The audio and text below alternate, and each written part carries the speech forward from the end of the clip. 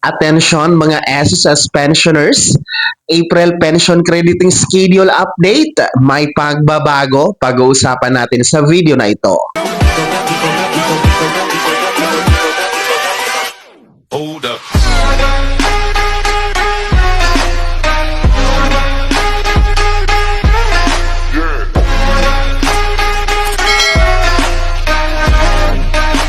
Hello mga ka-vlogs, welcome dito sa aking YouTube channel. Magandang araw po sa lahat ng mga manonood. San po kayong dako sa mundo? Kumusta mga ka-vlogs? Eto ha, April pension crediting schedule update. May pagbabago. Mamaya-maya pag-uusapan natin. Pero bago ang lahat, kung bago ka pa lang dito sa aking YouTube channel o di kaya hindi ka pa nakasubscribe, abay, click nyo muna ang ating subscribe button na nasa baba. Huwag niyong kalimutan na pindutin ang notification bell. Ilagay niyo po sa all para naman updated ka sa lahat ng mga videos na aking i-upload. So, eto po no, mga pensionado ni SSS. Ang April Pension Crediting Schedule Update, may pagbabago. Well, unahin po natin ang ating mga first batch. Kasi ngayon ay nasa buwan na tayo ng Abril. April 3 na po tayo. Kaya mahalaga po na atin pong i-update sa inyo ang kaganapan at pagbabago sa inyong April crediting schedule ng inyong pensyon. For our first batch, mga pensionado na merong date of contingency or araw ng pagkamatay, araw ng pagkasakit o araw ng kapanganakan mula 1st to 15th day of the month, ang inyo pong pension crediting schedule ngayong buwan ng Abril ay tapos na noong Lunes, March 31. Ito po yung merong pagbabago no dahil ang original crediting schedule nyo talaga supposed to be noong Martes, which is April 1, since every first day of the month po ang inyong pension crediting schedule. Kaso nga lang, ang April 1 ay national regular holiday dahil po sa Idul Fitr ng ating mga kapatid na mga Muslim. No? Dideklara po yan ng Malacanang Palace under the proclamation number 839 na pinirmahan po ni Pangulong Bongbong Marcos. Kaya hindi po siya pwedeng mag-credit ng pensyon. No? Ayon sa isang SSS circular, hindi pwedeng mag-credit ng pensyon kapag natapat ito sa weekend, Sabado, Linggo, o di kaya national holiday. Ang mangyayari, i-atras sa pinaka-last day na working day ni SSS. At yan nga po ang March 31. So advance ng isang araw, mas maaga kaysa inaasahan. May pagbabago sa crediting pension ng ating mga first batch. Kaya I'm sure nasa ATM card nyo na. Siguro ubos na nga yung iba. No, noon pa yung Lunes, March 31 for our first batch SSS pensionado. Ito naman po no para sa ating mga second batch, no, hindi pa ito nakatanggap ng pensyon for this month ng April. No, ating mga second batch, yung merong date of contingency mula 16 to last day of the month, no? Kung yan po ang inyong araw ng kapanganakan, araw ng pagkasakit o araw ng pagkamatay, no, from 16 to last day of the month, kayo po ay kabilang sa second batch.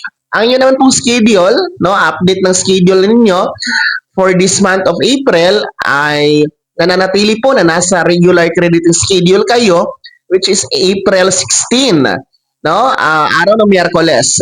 Kahit naman po nasa Holy Week po na petsa ang April 16, kasi ang Holy Week po natin magsisimula ang Holy Thursday, April 17, no? Up to 20, yung long weekend po natin. Pero hindi naman po holiday ang April 16, no? Regular day naman po siya. So, ibig sabihin ay regular crediting schedule ang magaganap sa inyo mga second batch, ha? April 16, araw ng Miyerkules. Pero baka naman po merong pagbabago, no?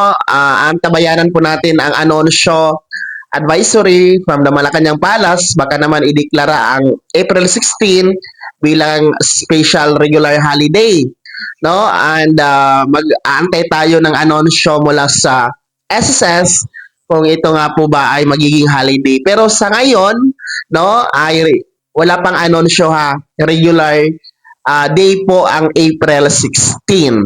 So, sana naman, no, ay kahit pa paano ay advance para po sa mga nagbabalak na magbakasyon sa long weekend ng Holy Week, kahit paano may magagamit kayo.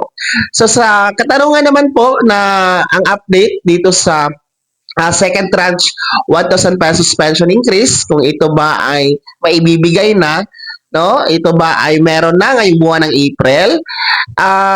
Kagaya ng mga first batch, no, noong March 31 na nakatanggap na ng April pension, kayo din po mga batch 2, walang aasahan na dagdag, walang aasahan na increase ngayong April 16. Sa makatwid, wala pong pagbabago sa halaga, no, walang increase ang pension for this month of April.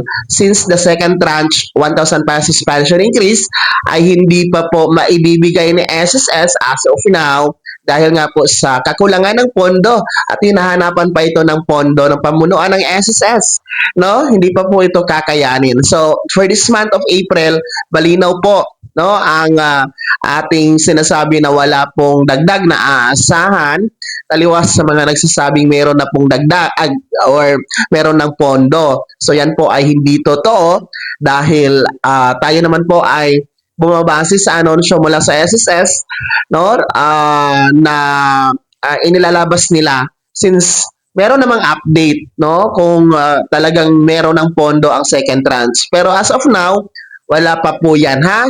Walang aasahan ngayong buwan ng Abril. So yan po ang pinaka-latest update para sa April pension crediting schedule for our SSS pensioners, no? To summarize, yung ating mga first batch tapos na, nakuha nyo na, ha, noong March 31 ang inyong pension. So ang natira na lang talaga yung ating mga second batch ngayong April 16 na. Kaya naman mga SSS pensioners, ano po yung komento at reaction sa balitang ito? Ibahagi nyo po sa comment section na nasa baba. Pakilakip ng buong pangalan at kung taga saan kayo. Bago ako magtapos sa video na to, kung gusto niyo po sumuporta sa aking YouTube channel, maaari niyo pong i-click ang ating super thanks button na nasa baba. Sa mga gustong maging miyembro, pwede po. I-click niyo ba ating join button? Maraming perks dyan mga ka-vlogs. Be my member now. Sana naging gabay ang video na to kahit paano na pag-uusapan natin ang mga mahahalagang bagay-bagay na may kinalaman sa pagiging miyembro, benepisyaryo at pensyonado sa SSS. Kung hindi ka pa nakasubscribe dito sa aking YouTube channel, maaari nyo nang i-click ang ating subscribe button na nasa baba. Huwag nyo kalimutan na pindutin ang notification bell. Ilagay niyo po sa all para naman updated ka sa lahat ng mga videos na aking i-upload. Maaari nyo rin i-like ang video na to. At kung meron ka pang mga katanungan, maaari nyo i-komento sa comment section na nasa baba.